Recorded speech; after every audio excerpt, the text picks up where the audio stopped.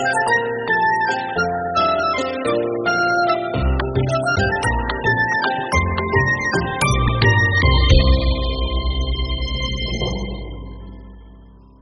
is FIBA Podcast. Thank you for joining us in our morning daily devotion.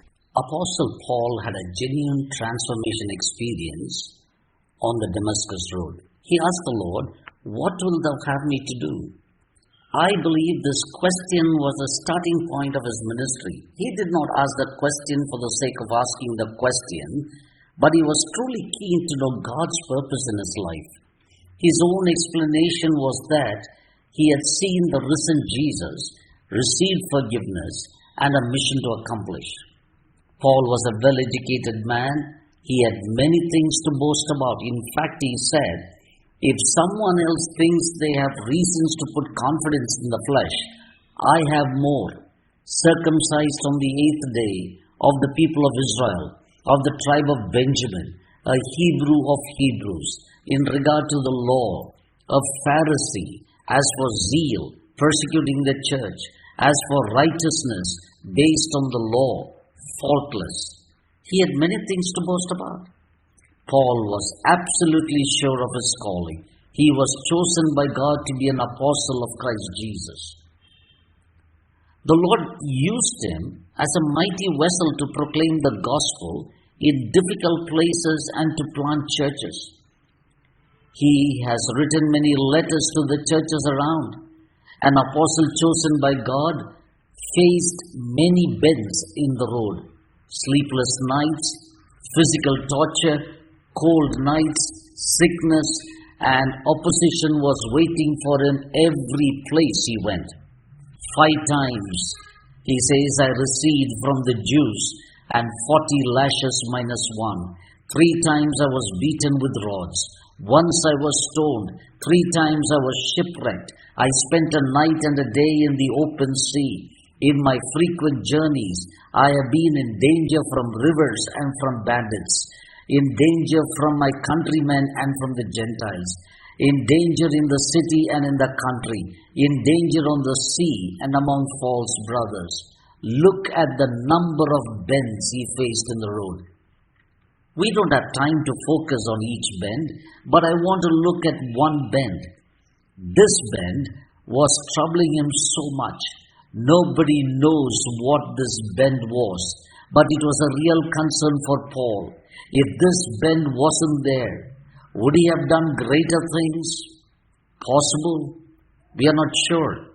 Paul was going through some sort of an uneasiness, and he calls it a thorn. No one knows what the thorn is, but from his persistent prayer, we know it was troubling him, and he wanted the Lord to remove this thorn. 3 times he prayed. My friend, when there is something that is constantly troubling you, you pray fervently and you pray continuously, is it not? From your prayer, others can make out how intense the pain is. Paul prayed. He never prayed so much for the other bends in the road as he prayed for this bend. It must have been a real worry. Every time he prayed, he received only one answer: "My grace is sufficient for you." Sometimes the Lord lets you take a turn, or He allows you to use a bypass road, or He lets you wait at the bend for a longer time. He sometimes does not remove the bend at all. Paul realized no matter how often he prayed this prayer and how fervently he prayed, the answer from the Lord is not going to change. He stops praying for this need. He chose to experience the grace of God and stop focusing on the thorn. He realized that the thorn was a necessity in his life for him to continue the ministry and also for him to understand the purpose of God in his life. Remember, friend, the bend in your life is not to destroy you but to develop you. It is not to harm you but to help you. It is not to pull you down but to pull you up. Paul realizes that God gave him his thorn. It is clear from the context that Paul identified God as his thorn giver, not Satan.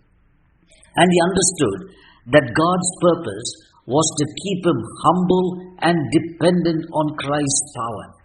The thorn was not an accident, nor was it to punish. It was intentionally given by God for Paul's good, to keep him humble. The Lord wanted the best for Paul.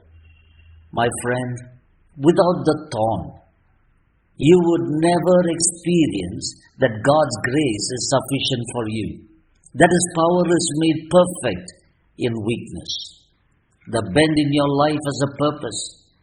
It's not an accident.